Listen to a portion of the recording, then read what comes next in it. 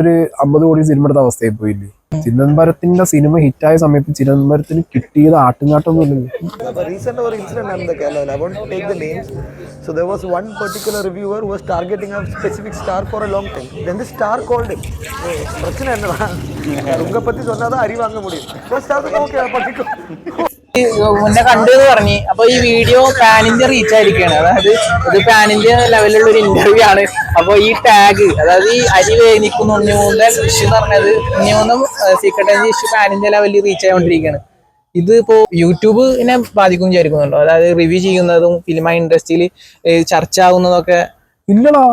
ഇങ്ങനെ ഞാൻ ബാധിക്കില്ല എന്നൊന്നും മൈൻഡ് ചെയ്യുന്ന ഒരാളാണ്. നിങ്ങളൊക്കെ കാണാൻ പറ്റിയ ഷെയർ സബ്സ്ക്രൈബ് ഞാൻ എവിടെയും കൊടുത്തിട്ടൊന്നുമില്ല. ഞാൻ ഓൾറെഡി ആ ഒരു മൈൻഡിലാണ്. ഞാൻ പറയുന്ന അഭിപ്രായങ്ങൾ കാണാൻ താല്പര്യമുള്ളവർക്ക് വരാം, കണ്ടിട്ട് പോവാം. എന്ത് തോന്നാ, എനിക്കൊരു ഫ്രീ പ്രൊമോഷൻ ഒന്നും അങ്ങേര്. ഇതിപ്പോ ഇന്ന വെച്ചിട്ട് ഒരു 50 കോടി സിനിമ എടുത്ത അവസ്ഥയിൽ പോയില്ലേ. അങ്ങനെ പേര് പറയുന്നില്ല എന്നാണ് അദ്ദേഹം പറഞ്ഞത്. ഇതെന്താ അറിയോ, ഇത് കുറച്ച് കാര്യങ്ങൾ മാത്രം പലരും സൂചിപ്പിക്കാൻ വേണ്ടിയുള്ള ഒരു വർത്താനം മാത്രമാണ്. മനസ്സിലായില്ലേ? അതായത് ആ കോള് കൃത്യമായിട്ട് കേട്ടൊരു വ്യക്തിക്ക് അറിയാം ആരെ വിളിച്ചാണ് ചീത്ത വിളിച്ചത്, തെറി വിളിച്ചതെന്നുള്ളത്. ഓക്കെ. പിന്നെ അരിയുടെ കാര്യം എടുത്തെടുത്ത് പറയുന്നത്, ചിദംബരത്തിന്റെ സിനിമ ഹിറ്റായ സമയത്ത് ചിദംബരത്തിന് കിട്ടിയത് ആട്ടുംകാട്ടൊന്നുമില്ലല്ലോ.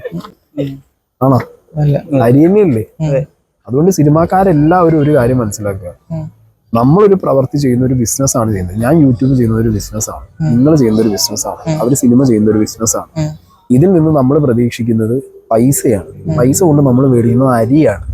അരിയാഹാരം കഴിക്കാനും അരി കുടിക്കാനും തിന്നാനും ജീവിക്കാനുമാണ്. ആട്ടുംകാട്ടം തിന്നാൻ ആരും ഇവിടെ ബിസിനസ് നടത്തുന്നില്ല.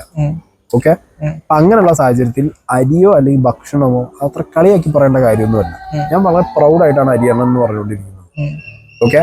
ഇനി ഒരാളെന്നെ വിളിച്ച് തെറി പറഞ്ഞു, ആ തെറി വിറ്റിട്ട് ഞാൻ എന്താക്കി അരിയാക്കി എന്നുണ്ടെങ്കിൽ അത് എന്റെ കഴിവ് ആണോ അല്ലേ? എന്റെ കഴിവാണ്. അപ്പൊ അതിലിരുന്നിട്ട് ഈ പറഞ്ഞിട്ട് ഒരു കാര്യവുമില്ല. അവര് സിനിമ ഉണ്ടാക്കുന്നത് വിൽക്കാനാണ്. അവര് വിറ്റോട്ടെ, അവരെടുത്തോട്ടെ. ഞാൻ എന്റെ കണ്ടന്റിൽ വിൽക്കാനാണ്. ഞാൻ വിൽക്കും, ഞാൻ അരിയാക്കും. സിമ്പിൾ കാര്യമാണ്.